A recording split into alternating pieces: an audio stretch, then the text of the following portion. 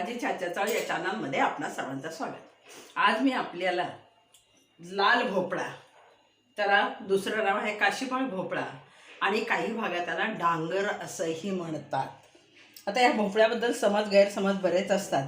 काही जण म्हणतात काशी करून आलं की हा भोपळा खायचा नाही किंवा काही बऱ्याच लोकांच्या समज, पण आपण अंधश्रद्धा बाजूला ठेवून आपल्या आहारामध्ये भोपळा सुद्धा असलाच पाहिजे आणि तो फार आवश्यक असतो। गावाकडे हा असा सालास हा भोपळा मी मुद्दाम दाखवला ठेवला। कोवळा भोपळा आहे, लाल झाला आहे पण कोवळाच आहे आणि सालासकटच घ्यायचा। तो आपल्याला पचनासाठी आवश्यक असतो, ते फायबर स्वरूपात आपल्याला मिळत असतं।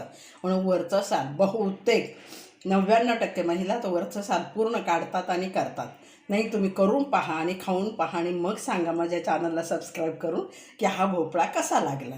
हा अर्धा किलो भोपळा आता पाव किलो मी ठेवलेला आहे, कारण याची गरम गरम भाजीच खूप छान आणि चवदार लागत असते। ती बनवण्यासाठी नेहमी आम्ही हिरवी मिरची, लसूण घातलेलं आहे, आलं अजिबात नाही, लसूण आणि मीठ घालून केलेलं हिरवी मिरची ती जवळजवळ 1 चमचा एवढी घालणार, थोडी जास्त घालायची असते। फोडणीसाठी जिरं, मोहरी, लसूण, कढीपत्ता बारीक चिरून घेतलेला आहे। स्वादही येतो भाजीला आणि कोणी टाकू शकत नाही, नाहीतर आपल्याला मी ती कढीपत्ता वृद्धाश्रमातल्या लोकांसारखा बाजूला केला जातो आणि आपल्याला मिळत नाही। आणि हिंग थोडासा फोडणीला। तर पहा, मी अर्धा चिरला तो ठेवला आणि अर्धा हा चिरून घेतलेला आहे।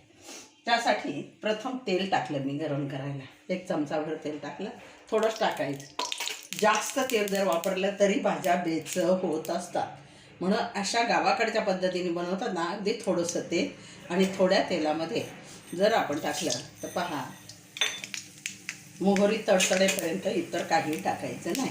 पूर्ण तडतडून बंद झाले की मगच आपण इतर पदार्थ त्याच्यात टाकायचे। बंद झालेला आहे। आता हा लसूण टाकणार आहे, बारीक चिरून घेतला आहे मी तो लसूण आणि तो त्याच्यात टाकलेला आहे। त्याच्यानंतर हा कढीपत्ताही त्याच्यात लगेच टाकलेला आहे। आत्ता जिरं टाकलं आहे, कारण सुरुवातीला जर टाकलं तर माहिती ना आपल्याला काय जळून जातं आणि त्याचा स्वाद पण होते। आता लगेच हिंगही थोडासा टाकलेला आहे आणि हे पाहे 1 चमचा भरून तिखट तयार केलेले मी करूनच ठेवतात, ते जाडं मीठ आणि लसूण घालून करून ठेवायचं। आणि आता त्याच्यामध्ये हे चिरून धुवून ठेवलेला भोपळा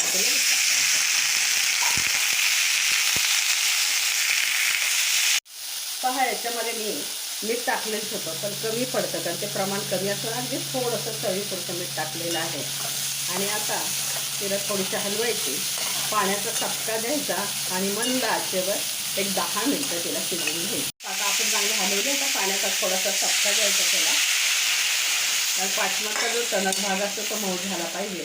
हळद घातली नाही, मुळातच रंग आहे म्हणून हळद अजिबात घातली नाही। पाणी टाकून त्याच्यावरती झाकण ठेवायचं आणि साधारण 8-10 मिनटं ठेवायची। 10 मिनटं झालेली आहेत, त्याच्यावरचं झाकण बाजूला काढलं, गॅस बंद केला आणि ही पहा आपली भाजी आता शिजून तयार झालेली आहे।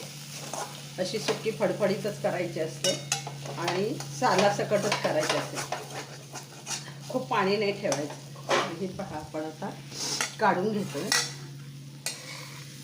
इतकी ही पहा आपली ही काशीफळ भोपळा, लाल भोपळा ज्याला म्हणतो तो, आणि विशेष म्हणजे सालासकट मी केलेला आहे। इतकं चवदार लागतं ना, हिरवं तिखट जर वाटून ओबडधोबड वाटलेलं घातलं की खूप चवदार लागते। त्याचं मुळात भोपळ्याचा गोडपणा आणि हा तिखटपणा याचं जरी रसायन तयार होतं ते इतकं सुंदर आहे। पहा, मी खाऊन दाखवते तुम्हाला। खूप छान झालेली आहे, नक्की तुम्ही करून पहा।